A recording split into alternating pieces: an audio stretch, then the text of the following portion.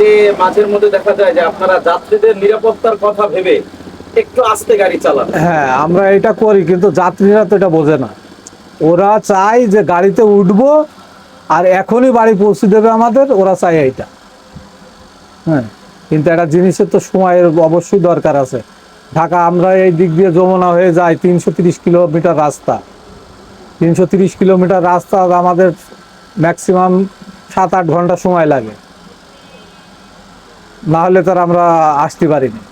কিন্তু সেখানে যদি 1 ঘন্টা সময় যদি আমাকে কমাতে হয়, তাহলে তো আমাকে গাড়ি তো রাফ চালাতেই হবে, আর তখনই তো দুর্ঘটনার সম্মুখীন হতেই পারে। মানে এইগুলা তো হিসাব করে যদি আমরা চলি, কিন্তু যাত্রীরা তারা মানতে চায় না। তারা চায় যে আমরা এখনই বাড়ি পৌঁছে যাবো, ব্যাস এইটাই। তো মাঝের মধ্যে যাত্রীরা যে আপনাদের সাথে মিসবিহেভ করে, একটু খারাপ আচরণ করে, খারাপ আচরণ করে, তখন একটু খারাপ লাগে নিজেদের কাছে। কিন্তু যে আমরা চাই যে তারা এই গাড়িটায় যাবে, আমার মহাজন এই গাড়িটা আমাকে দিয়েছে, আমার গাড়িটা সুস্থ রাখতে হবে, নিজে সুস্থ থাকতে হবে, যাত্রীদেরকে সুস্থ হলে বাড়ি পৌঁছাতে হবে। কিন্তু যাত্রীরা চাই হুটোপাটা সব সময়। কিছু কিছু যাত্রী আছে বলে যে না, আপনি আপনার মতো যান, তাড়াহুড়োর দরকার নেই। কিন্তু সবাই বোঝে। সবাই বোঝেন। রাস্তায় যদি এই যে আপনার আগলামন, অটো, এই সমস্ত গাড়িগুলা হাইওয়ে যদি না চলে, তাহলে পরে অনেক সুবিধা। মানে এরা তো সবসময় পিপড়ি সাইডের মতো লেগেই থাকে। ওদের ব্রেক আছে নাকি? একটা বাইসাইকেলে কেমন ব্রেক হয় সেমন।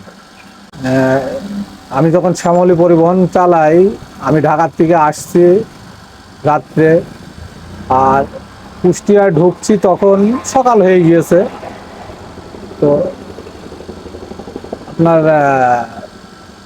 একটা ট্রাক, মানে ওই যে যেগুলো ওই যে মালবাহী বড়, ওই যে 10 চাকা না, আপনার ওই যে এইগুলা টেলারগুলা, আচ্ছা আচ্ছা, ওই টেলার একটা কুষ্টিয়ার এই দিক দিয়ে যাচ্ছে আর আমি আসছি, আর ও ঘুমিয়ে গিয়েছে, গিয়ে একদম পুরো আমার গাড়ির সামনাসামনি।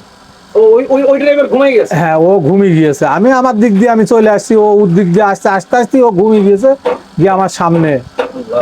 তখন আমি হরেন চাইপে ধরেছি, তখন ও টের পেয়েছে। টের পাওয়ার পরে তখন ও বায়ে মোড়া মারিয়ে বেরিয়ে গেল, আর আমি বেরিয়ে আসলাম। দিয়ে যাত্রীরা বলছে গাড়ি ঘুরি ওকে ধরেন। আচ্ছা আচ্ছা।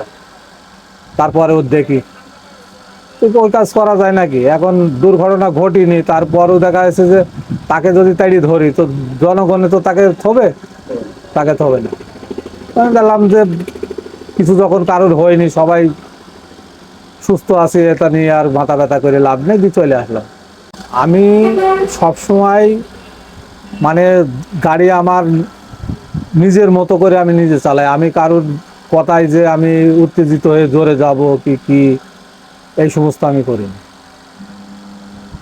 আল্লাহর রহমতে আমার হাতে আজ পর্যন্ত কোনো দুর্ঘটনাও নেই, কোনো জরিমানাও দিইনি, কাউকে কোনো কিচ্ছু দেয়নি। আলহামদুলিল্লাহ, খুবই ভালো। কিভাবে গাড়ি চালাইলে সবার ড্রাইভিংটা এরকম মানে সুন্দর হবে আপনি মনে করেন?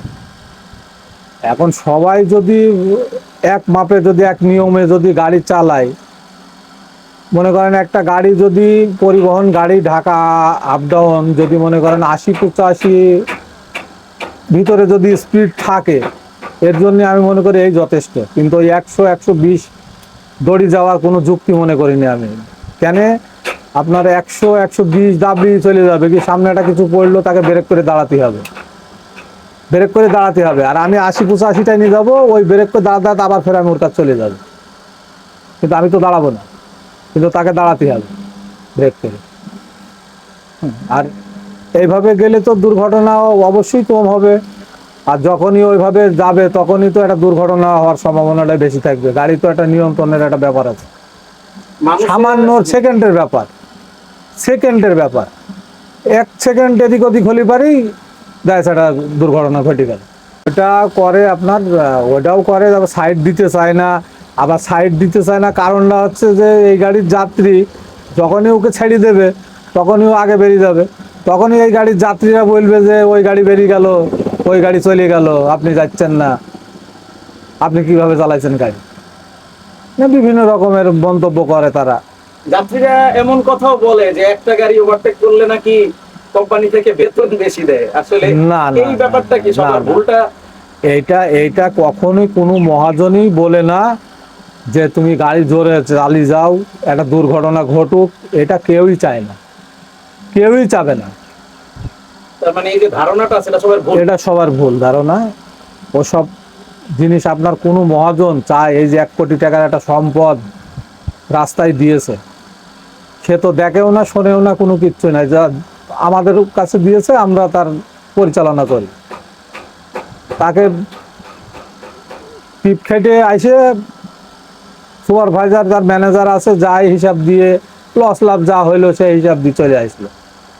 একটা দুর্ঘটনা ঘটে গেলে তখন দেখা যাচ্ছে মহাজন তো সেটা দেখাশোনা তাকেই করা লাগে, তার খরচটা তো তার করা লাগবে। তাহলে অতএব কোনো মহাজনই চাবে না যে একটা গাড়ির দুর্ঘটনা জোরে চালিয়ে দুর্ঘটনা ঘটিয়ে নিয়ে আসুক, এটা কেউই চাবে না। যাই আপনার দেখা যাচ্ছে একটা গাড়ি 100 গতিতে গেল, আর একটা গাড়ি ভিডিও করলো 60-70 গতিতে গেল, এই সমস্তগুলো যখনই ছাড়ে তখনই তো মানুষ কি করে, এগুলা নিন্দা করে তখনই।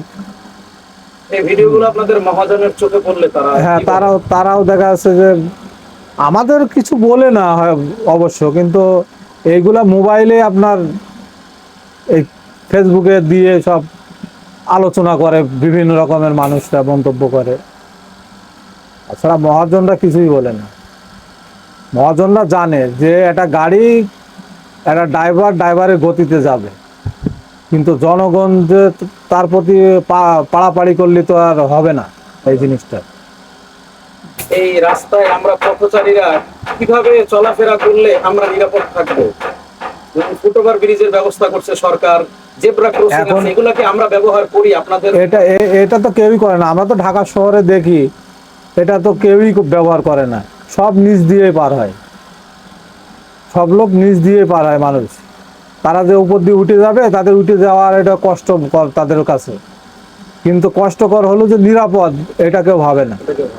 সহজে পার হয়ে চলে যাবো এইটা ভাবে, কিন্তু সহজে পার হতে গিয়ে একটা দুর্ঘটনা ঘটে গেল। এই যে ঢাকা শহরে যে মানুষগুলা মরে গাড়িতে অ্যাক্সিডেন্ট করে, রাস্তা পারাপার, সব রাস্তা পারাপারে মরে। দেখা যাচ্ছে রাস্তা পারাপারও সে খেয়াল করছে একদিকে, ঢাকা শহরে তো রাস্তা একটা না, আর এক দিক থেকে এসে এটা মেরে দিল, সামনে পড়ে গেল। আর কিছু বলার নাই, আমি তো যা বলার তো বললামই। আচ্ছা, যাক, আপনার জন্য দোয়া থাকলো, আর আপনার জন্য অনেক অনেক ভালোবাসা, আমাদেরকে মূল্যবান সময় দেওয়ার জন্য। দোয়া করি আপনি সব সময় যাতে নিরাপদে চলাফেরা করতে পারেন, আর আপনিও সকলের জন্য দোয়া করবেন। ভালো থাকবেন, সুস্থ থাকবেন। আসসালামু আলাইকুম। ওয়ালাইকুম আসসালাম।